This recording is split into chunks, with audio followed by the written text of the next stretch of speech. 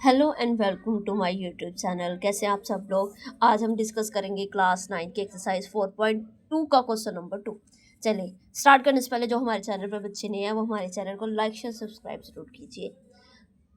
Question number 2 है, वो कह रहा है फैक्टराइज करना है जो भी आपको नीचे एक्सप्रेशन दिए गए उनको। फर्स्ट पार्ट है इसका x+1 into x+2 x+3 x+4 +1।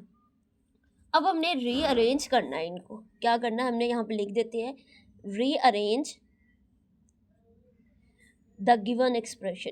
इसको रीअरेंज इस तरह से करना है हम लोगों ने कि जब हम इसके हमारे पास कोई एक एक्सप्रेशन बने तो उसकी फर्स्ट टू टर्म्स क्या हो, बराबर हो। जैसे देखिए 1 और 4, 1+4 कितना होता है 5 और 2+3 भी कितना होता है 5। इसलिए हम क्या करेंगे, अब हम इस ब्रैकेट में पहले x+1 रखेंगे और फिर x+4 रखेंगे। ठीक हो गया। अब इसके बाद x+2 x+3 +1। चले अब इन दोनों को मल्टीप्लाई करें, यहाँ पे बनेगा x²। एक्स को एक्स से मल्टीप्लाई किया x², एक्स को 4 के साथ किया +4x +1 को x के साथ करें x +1 को 4 के साथ करें 4। ठीक हो गया। अब यहाँ पर देखिए x को x के साथ किया x², x को 3 के साथ किया तो 3x, x को 2 के साथ किया तो 2x, और जब 2 को 3 के साथ मल्टीप्लाई किया तो प्लस का 6 और यहाँ पे आ गया 1। अब यहाँ पे देखिए, अब इनको x को इकट्ठा कर देते हैं। 4x और 1x कितना हो गया 5x +4। यहाँ पे देखिए x के 3 और 2 कितना हो गया, ये भी 5x हो गया +6 एंड +1। ये हमने रीअरेंज क्यों किए थे, इसलिए किए थे ताकि ये वाली चीज़ हमारे पास क्या आ जाए, सेम आ जाए। जैसे ये चीज़ हमारे पास सेम आएगी हम लोगों ने क्या करना है, इसको लेट कर लेना y के। Let y is equal to x² +5x। ठीक हो गया। अब यहाँ पे ये जहाँ पे x² +5 है वहाँ पे क्या पुट कर देना y+4 y+6 +1। ठीक हो गया। अब इन दोनों को मल्टीप्लाई करें, जहाँ से y के जो वैल्यू निकलेगी फिर हम वहाँ पे पुट कर देंगे। चले y को y से मल्टीप्लाई किया तो y², y को 6 के साथ मल्टीप्लाई किया तो 6y। अब 4 को इस ब्रैकेट के साथ मल्टीप्लाई करना है 4y +24 और ये साइड पे आ गया 1। अब जरा y² को कंबाइन करें, 6y +4y ये बन गया आपके पास 10y, और 24 + 1 कितना बन गया 25 बन गया। ठीक हो गया। अब ये देखिए, ये आपका स्क्वायर नहीं कंप्लीट हो रहा, y का स्क्वायर +2, यहाँ पे a b हम लिखेंगे। ये 25 किसका स्क्वायर बन जाता है 5 का। a की वैल्यू y है और b की वैल्यू 5 है, तो 5 2 ज़ा 10y, ये देखिए ऊपर वाला बन गया। तो ये फार्मूला कंप्लीट नहीं हो गया, y +5 का होल स्क्वायर। ठीक हो गया। अब हम इसको अलग अलग करके भी लिख सकते हैं, बेस 2 है ना और पावर 2 है, y+5 और y+5 हो गया इक्वल। चलें अब यहाँ पे या तो आप इसको अलग करके भी लिख सकते हो या एज इट इज़ भी लिख सकते हो। ठीक हो गया। अब यहाँ पे हमने y की वैल्यू पुट कर देनी है। y की वैल्यू हमने यहाँ पे क्या लेट की थी, x² +5x। तो यहाँ पे देखिए x² +5x +5 और x² +5x +5, ये रहा आपका आंसर। देखिए बस हमने कहा था फैक्टराइज करना है इन गिवन एक्सप्रेशंस को। चलें अब इसका जो सेकंड पार्ट है वो आपके पास है, आप ये देख ले ज़रा। यहाँ पे सेकंड पार्ट है आपका x+2 x-7 x-4 x-1 +70।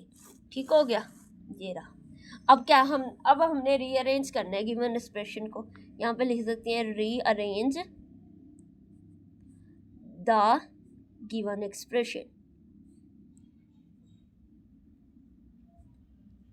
चलें अब यहाँ पे देखें अब कैसे करेंगे। यहाँ पे देखिए ये क्या है आपके पास +2 और -7, इन दोनों को हल करें तो -5 आता है, -4 -1 ये भी -5 हो गई। तो ये गिवन एक्सप्रेशन इस तरह से बन जाएंगे। इसको ब्रैकेट में बंद करना है आपने, x+2 और x-7 ये आपने एक इसका एक्सप्रेशन बनेगा और यहाँ से x-4 x-1 का एक एक्सप्रेशन बनेगा और ये हम पे +17 आ जाएगा। अब मल्टीप्लाई कर दो इन दोनों को पहले करना है और फिर इनको करना है। यहाँ पे बन जाएगा x² प्लस 2x, x का स्क्वायर प्लस 2x। अब यहाँ पे -7x -14 हो गया। अब यहाँ पे करें x को पहले x के साथ करें x², फिर x को -1 के साथ -x -4x प्लस 4 और दरमियान +17। ठीक हो गया। ये थोड़ा सा पे कर देते हैं। चलिए अब यहाँ पे देखें x² -5x -14 ये बन गया। यहाँ पे ये बन गया x² -5x प्लस 4 ये बन गया और यहाँ पे आ जाएगा +17। अब इन दोनों को हमने क्या कर लेट करना है, लेट y = x² -5x। ठीक हो गया। अब यहाँ जहाँ पे ये x² -5x है वहाँ पे क्या पुट कर देंगे, y -14 y +4 और प्लस का 17। ठीक हो गया। अब इनको मल्टीप्लाई कर दे। इनको मल्टीप्लाई करेंगे y का स्क्वायर प्लस 4y -14y और प्लस माइनस 14 4 यहाँ पे बन जाएगा आपका 56 प्लस 17। ठीक हो गया।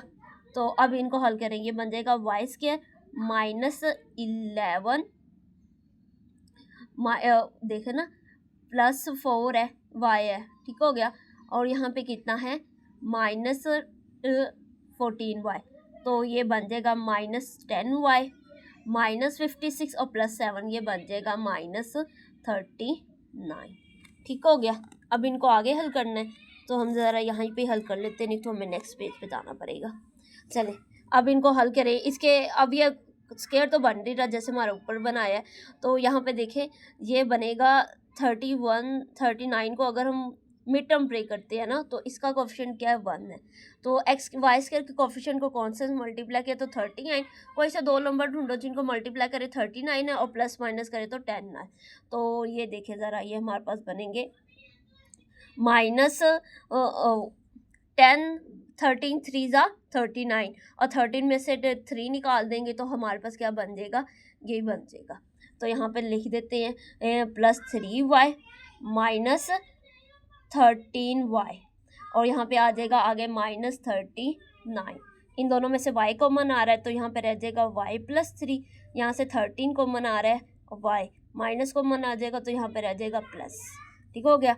अब ब्रैकेट सेम आ गए हमारे, फैक्टर ठीक बन गए हैं। इसका मतलब y +3 और y -13।